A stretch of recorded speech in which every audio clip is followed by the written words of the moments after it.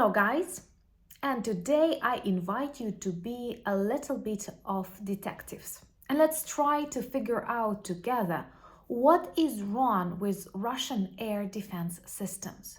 Because even Russian trolls have to agree, during the last months we see more and more explosions, fires and serious destructions on important Russian military objects in St. Petersburg, Tula, Chelyabinsk, Voronezh, Belgorod. What is also important, with each day, Ukrainian army is able to reach deeper and deeper into Russian area. So what's wrong? Having so many missiles, having so much hatred, they are not capable of stopping even small Ukrainian drones developed in pretty complicated conditions with not enough equipment.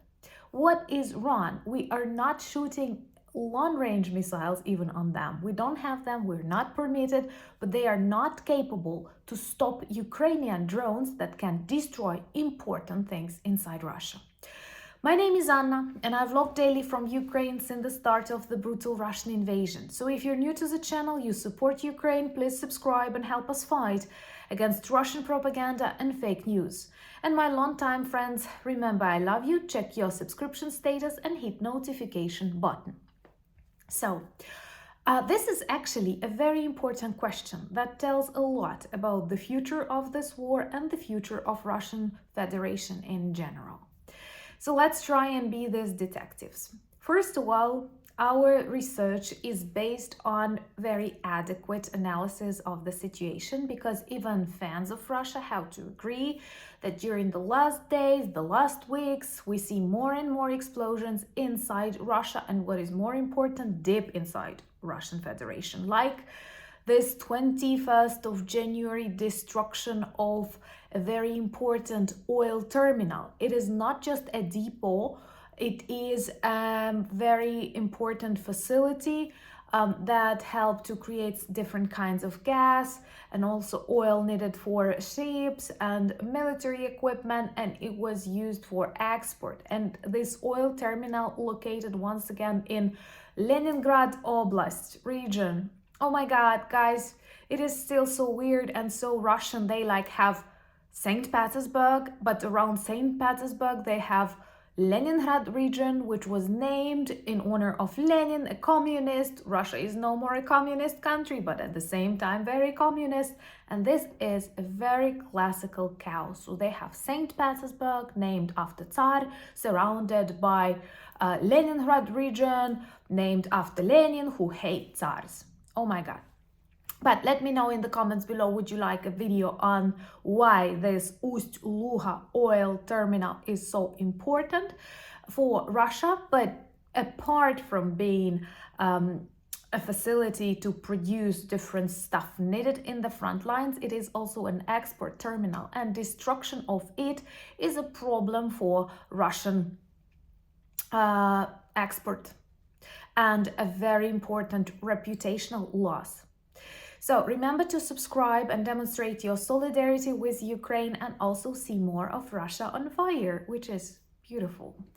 So what does this lack or negligence or bad air defense systems in Russia, or all of these factors together, demonstrate us? Well, first of all, Russia is an aggressor, and it never planned to defend itself, it only planned to attack.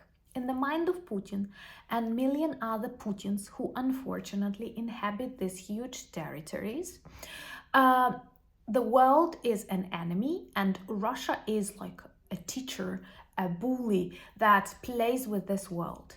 And in their special military operations, there was just one scenario possible, where they destroy, invade, and get what they want.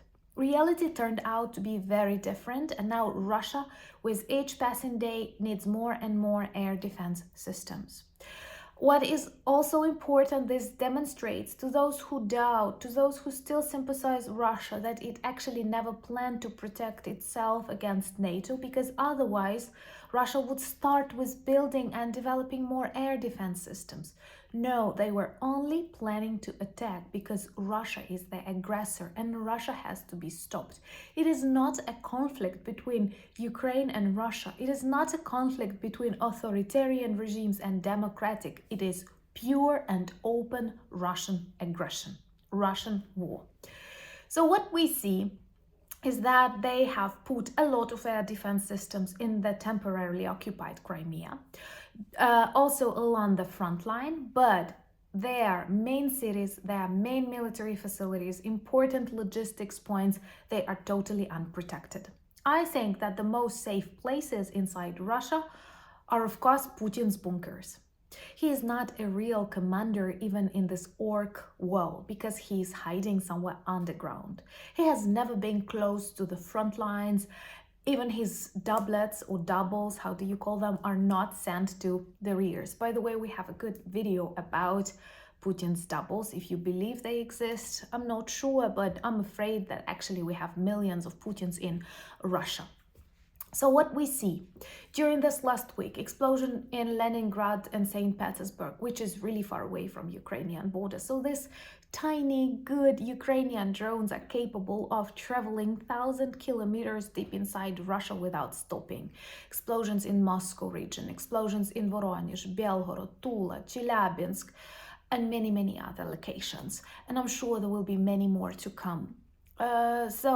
This demonstrates that they have limited capacities. Most of their air defense systems, they are middle or short range missile protection systems like S-300 or like Panzer and something outdated, and they never thought they will need them.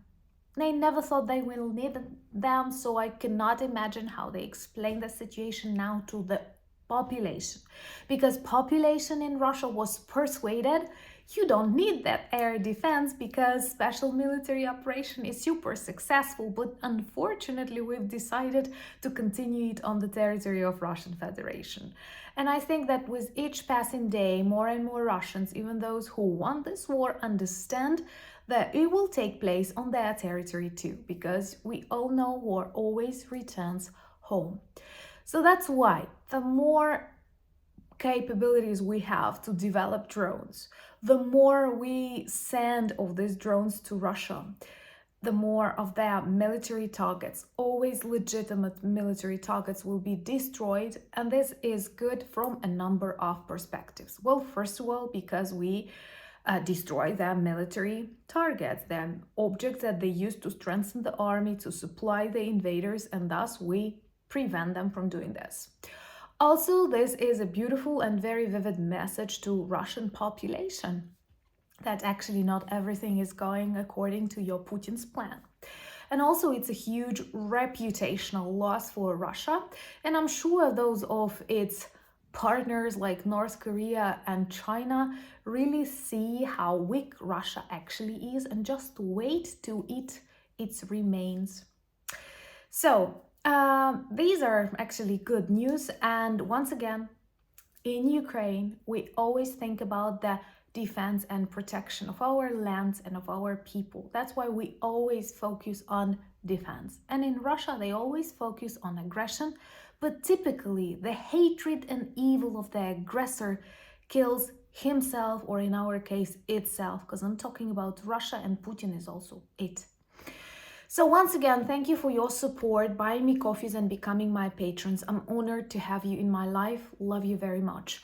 Subscribe to my Instagram, Threads, Twitter, and join my Discord community. And remember to check our merch shop with lots of good items that work good as reminders about Ukraine. Let me know, would you like to hear more about oil terminal in Ust-Luga and why it was so important? Because I love actually talking about important targets that tiny, rebellious, strong Ukrainian drones managed to burn. No, it was not someone smoking. Thank you once again for your support. Slava Ukraini!